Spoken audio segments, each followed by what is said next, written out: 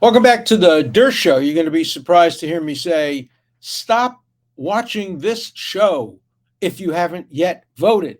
Go out and vote. It's more important than watching me. You can also watch me later on YouTube and on Rumble. So please make sure you vote. This is a critical election. And, I hear friends all the time saying, well, I don't like either candidate. You got to make a choice in a democracy. It doesn't have to be for the better candidate. It has to be against the worst candidate. And we've had too many elections recently in which many people voted for the lesser of the two evils. I wrote a book about that back in 2016 called Electile Dysfunction. And the thesis of the book was that in the 2016 election, more people voted against Hillary Clinton or against Donald Trump than voted for them. I think we're seeing a lot of that today. We're seeing a lot of that in the Pennsylvania Senate race. We're seeing a lot of that in some of the other races that divide the country. So please, if you haven't voted, if you want to watch the rest of the show, okay, but go out and vote. Make sure you get there before the polls close. Well, today was a very happy day for me because after 8 years of fighting an accusation that a woman named Virginia Giuffre made about me, today she issued the following statement. She said, in relevant part, yeah, I accused him, but I was very young at the time. It was a very stressful and traumatic environment. And Mr. Dershowitz, from the very beginning, consistently denied these allegations. Now, here's the key sentence.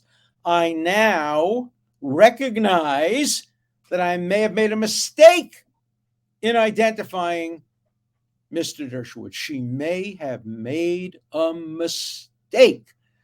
I have suffered for 8 years from she may have made a mistake. Well, at least she acknowledges she may have made a mistake. And in my statement, I commend her for finally acknowledging that she may have made a mistake.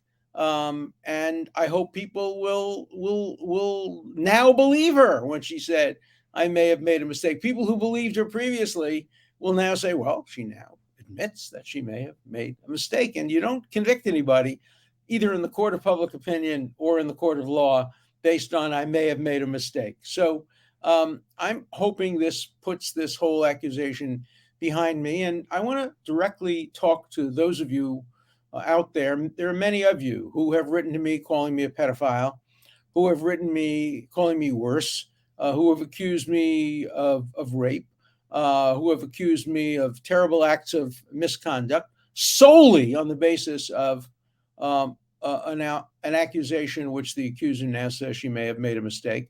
I don't expect an apology from any of you because anybody who would have made those statements obviously is not open-minded. But I'm interested in hearing what you think.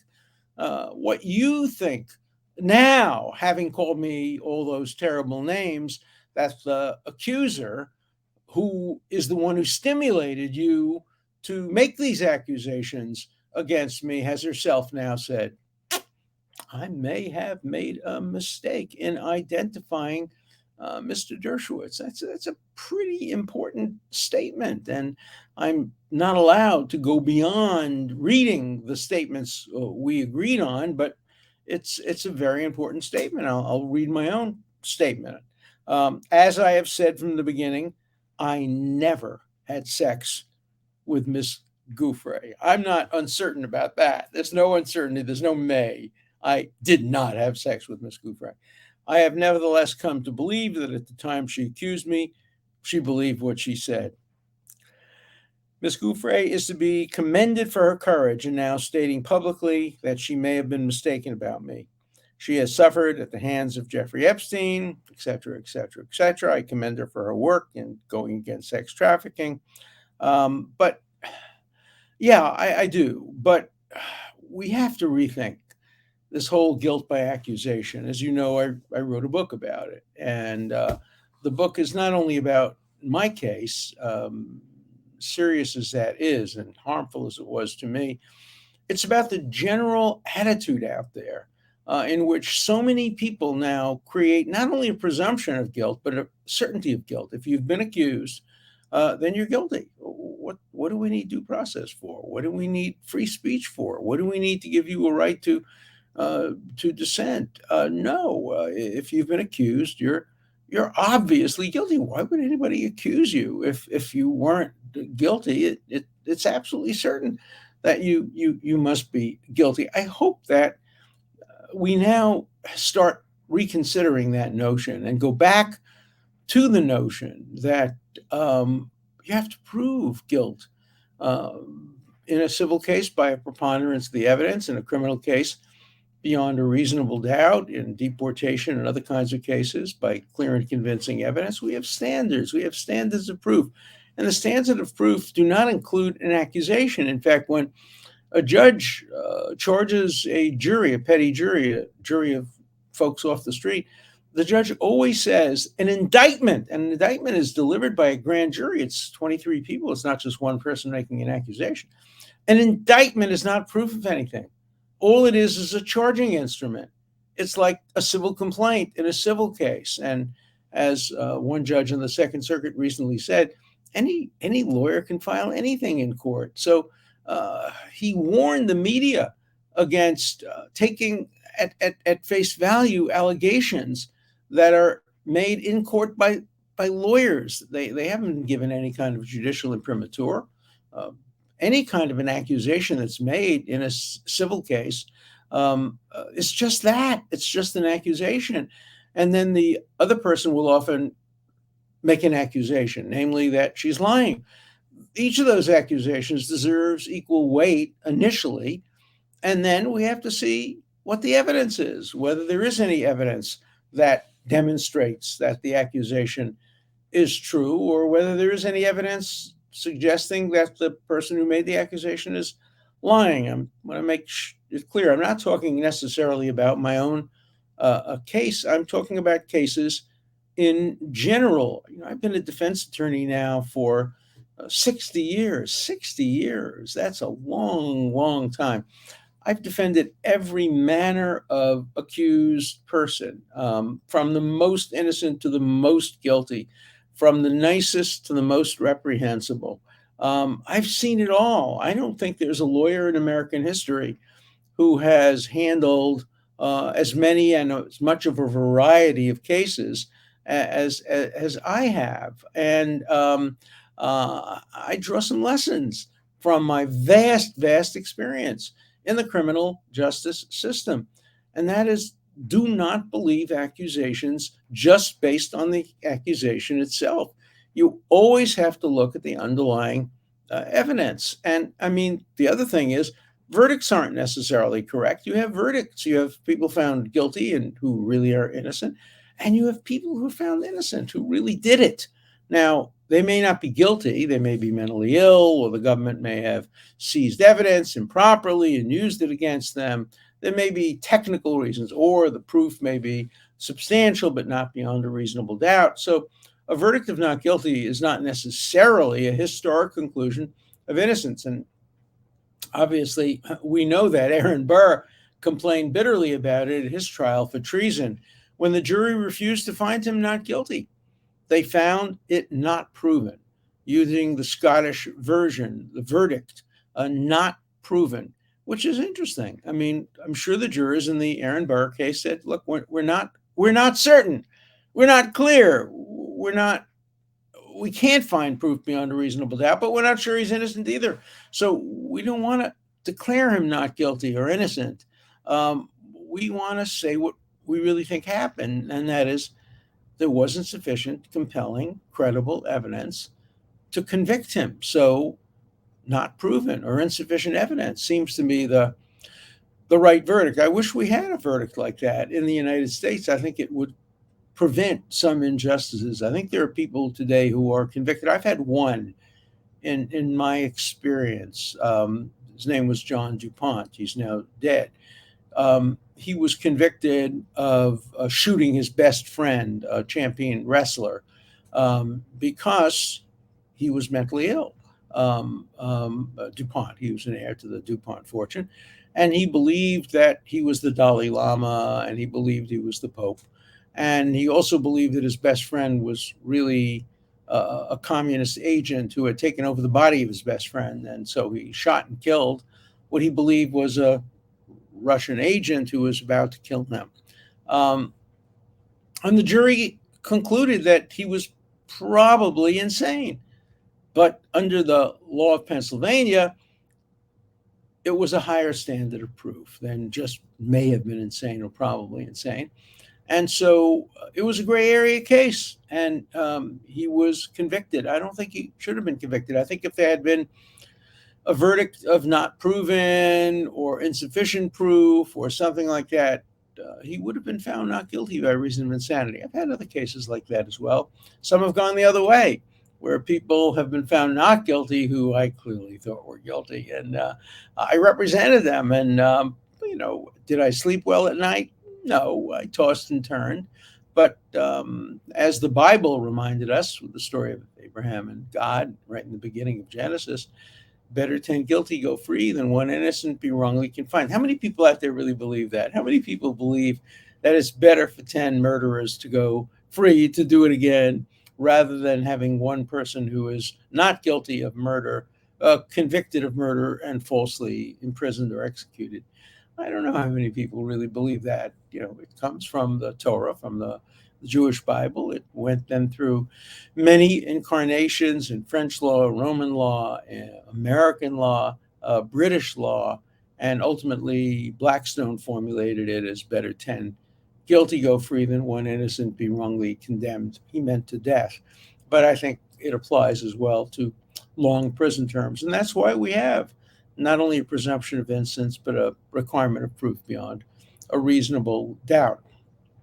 We live in an age now where there is no such thing as reasonable doubt about anything in life. Everything is certain. If you vote Democrat, you're an idiot. If you vote Republican, you're a fascist.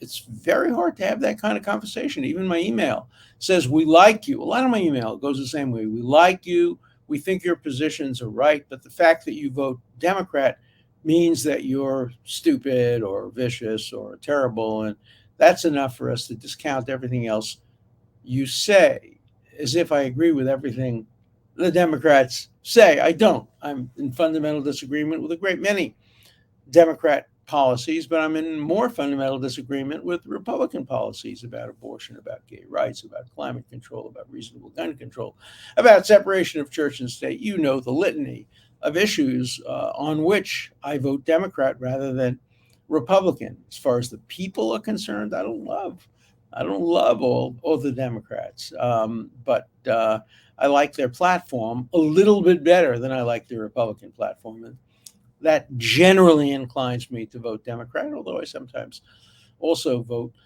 Republican. One of the things that worries me so much about the Democrats today, particularly those on the hard left of the Democratic Party, grows out of my two recent books, Guilt by Accusation and The Price of Principle, that I think many in the Democratic Party have become unprincipled. They just know they're right, and they don't care about freedom of speech or due process. They're part of the Me Too at any cost movement. I'd like to start a new movement. It's called Me Too. Me Too have been falsely accused. Me Too. There's been a presumption of guilt when I'm innocent. Me Too is a powerful movement, and it's important that apply as well to wrongly accused, wrongly convicted people. Look, don't have any sympathy for me. You know, I'm going to live through this. I'm not going to jail. No prosecutor ever even implied that I was guilty of anything. It's just that one person said, and now she said she's not sure, and she recognizes she may have made a mistake. So don't have sympathy for me. Have sympathy for the person who's serving a prison term based on somebody who might not have been sure, but who expressed certainty on the witness stand and was believed. That's the real victim of our system of injustice now, particularly when it comes to women accusing men, but there are also cases of men accusing men. There have been a recent spate of cases, though, of course, where Kevin Spacey and the other actor who were accused, and their cases ended up without a conviction. Mine was never a case of conviction or acquittal, but perhaps my case will add to the list of cases in which at least doubts have been expressed. And so, I'm proud of having stood up. I'm proud of the fact that even Virginia Giuffre, in her statement, said that Mr. Dershowitz has from the beginning consistently denied these allegations. I have consistently denied these allegations, and I am very happy that she went the step further, the important step further, and said, I now recognize I may have made a mistake in identifying Mr. Dershowitz. That's really important.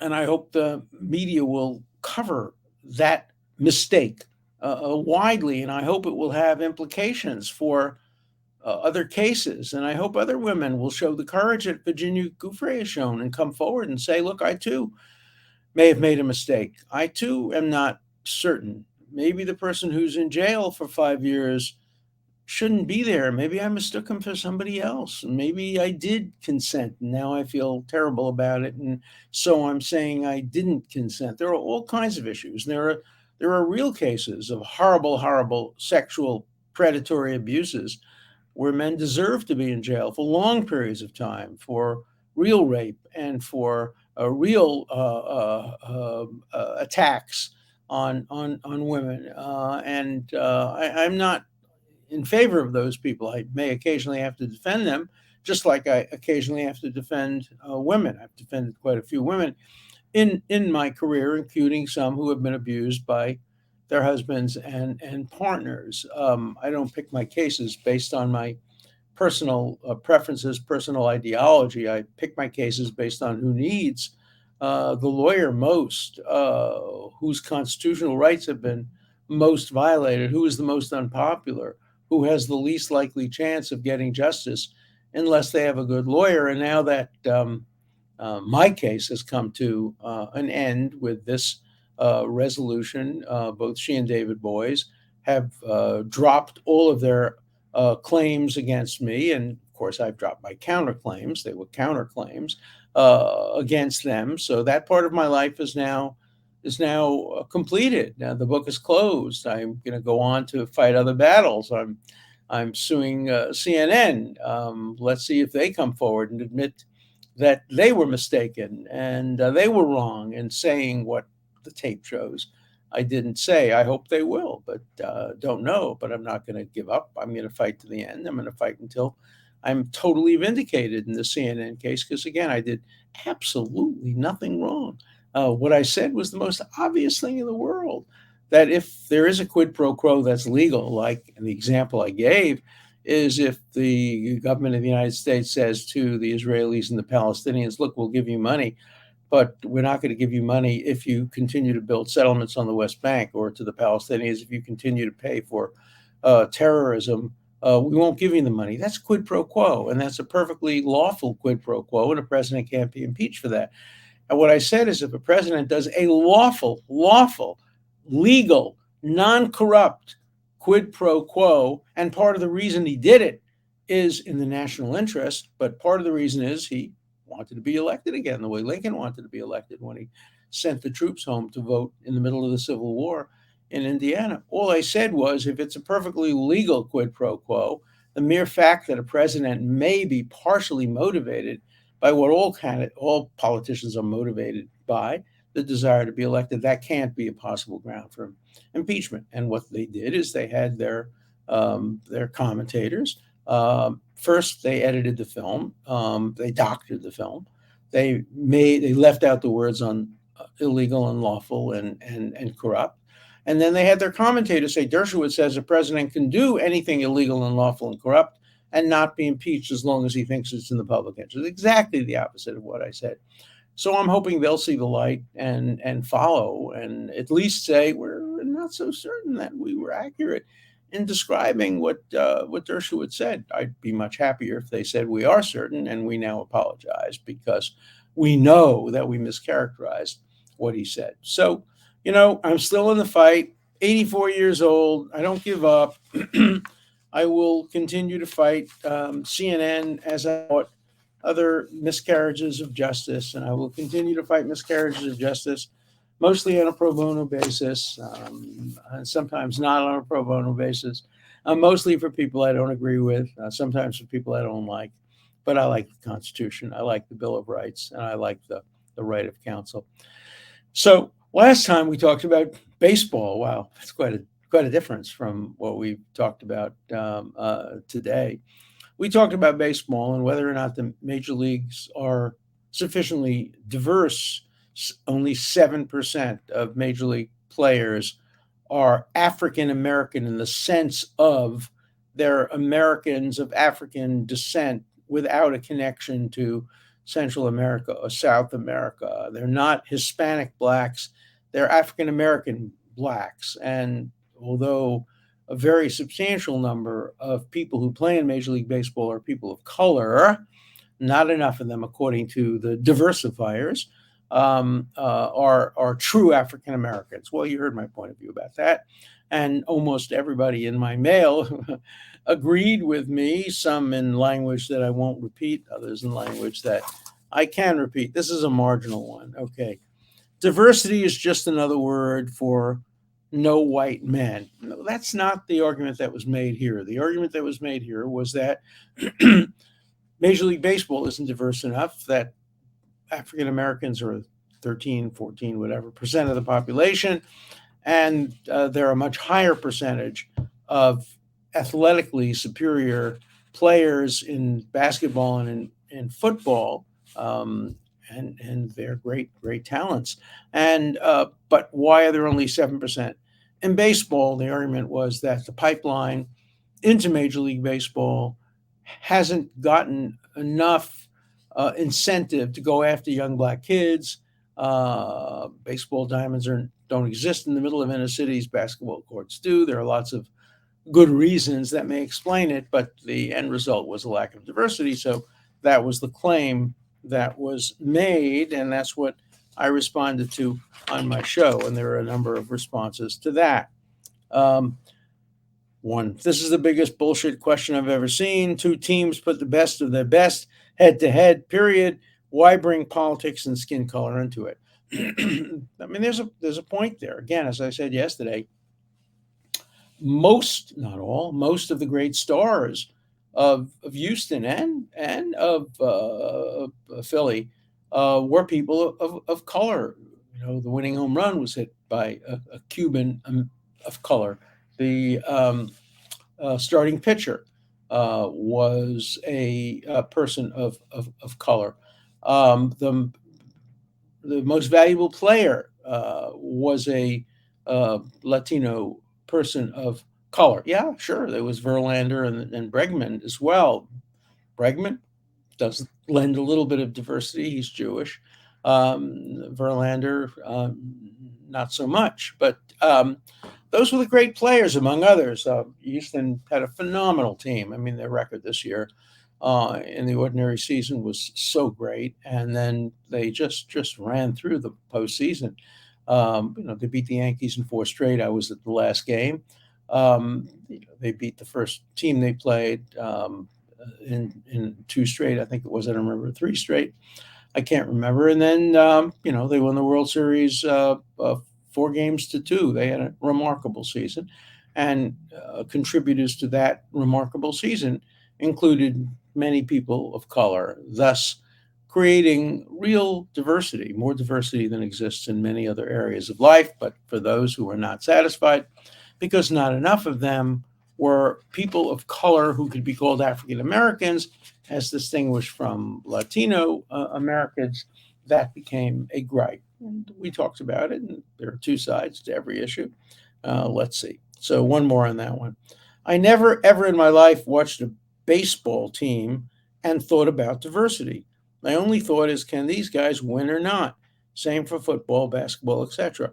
I have looked at my garden as though I was leaving out some vegetables, more diversity, instead of growing too much of one. So the world itself has been distorted, and fairly recently, probably in search of a political end. I am shocked today by the view of young adults who hate America and want to cancel speech or opposing points of view, not the America I grew up with, et cetera, et cetera, et cetera. Look, we all have some nostalgia for the good old days. And in my case, the good old days weren't so good.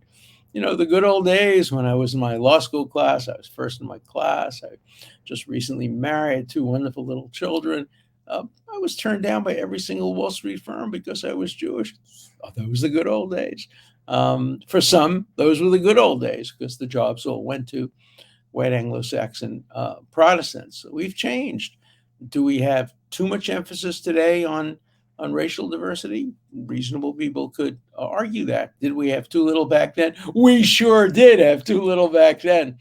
Diversity in a Wall Street firm meant a German Jew among 150 white Anglo-Saxon Protestants, or maybe one Italian Catholic, although some firms like Ravath, Swain, and Moore, when I sued them, didn't have a single ethnic Catholic in the entire firm. By ethnic Catholic, I mean Irish Catholic or Italian Catholic. They could have had maybe an English Catholic, but not somebody who identifies ethnically with Irish or Italian. So we didn't have diversity, but on the other hand, we also had overt discrimination. That's the Jackie Robinson story. Jackie Robinson is not the poster person for diversity. He's the poster person for ending discrimination. And once discrimination against African Americans and people of color ended, we saw Willie Mays and Hank Aaron and you name it, the greatest players in the history of baseball. Now, of course, Aaron Judge, who is as good as any of them. I was just talking to a friend of mine who is one of the owners of one of the teams, and I commented that if Aaron Judge's contract comes through as suggested, he will make more each game than Sandy Koufax made for an entire season. More in one game than perhaps the greatest pitcher of modern times made for a whole season. Some of you remember when Koufax and Drysdale, the two great pitchers for the unfortunately Los Angeles Dodgers, they both started with the Brooklyn Dodgers, but they ended up in Los Angeles, when they went on strike because they wanted to achieve the magic number of $100,000 each. Finally, they got their $100,000 each. Today we talk about contracts in the tens, and now we're beginning to talk about contracts in the hundreds of millions of dollars. So let's see, one more question. This is a good one. How far does your belief in free speech extend? You mentioned Irving, obviously the player for the Nets, and that you agree with the punishment he was given for sharing Black Hebrew Israelite videos. Is being wrong something to be punished for? I'd prefer bigots talk and get socially shunned and rebutted, but going after people's income over their horrible opinions seems too far to me. It seems like a contradiction to your belief, the case against the new censorship. It's a good point. The NBA is private. The Nets are a private team. A private team is not governed by the First Amendment. And its fan base would have suffered greatly had they not done something about Irving. And a lot of the fan base in Brooklyn are Jewish, Italian, Irish people, and African American, obviously. And many of them just couldn't stand the idea of watching a player who had made those kinds of statements. But I'm sympathetic with you. I generally don't favor punishing people for making bigoted statements. My preference is for the team to get together and say we disassociate ourselves from these statements. There is no basis, in fact, for them, and maybe a little bit of internal team punishment. I don't know how you do that, because in the end, a player like Irving is going to be judged by how many baskets he scores, how many assists he makes, and how many defensive stops he's going to make. And I think there's an argument that can be made that says basketball players should be judged by the quality of their basketball playing, and opera singers should be judged by the quality of their opera singing, not whether they were born in Russia or not. So I think there's a strong case. And here's an instance where I think one of my letter writers has probably convinced me to change my mind. So I'm rethinking, and probably I'm coming down on your side. Let the marketplace of ideas respond to Irving rather than the ownership of the team with financial penalties. Interested in what you have to say about that. So I'm going to head off now to Columbia Law School, where I'm debating Roe versus Wade and its overruling, and whether the overruling of Roe versus Wade was in fact judicial activism. I'm taking the position that it was judicial activism, and my distinguished opponent is taking the position that it was not. So I don't get to rest after this podcast. I get to debate, and maybe tomorrow I'll start by telling you a little bit about how that debate went. See you tomorrow.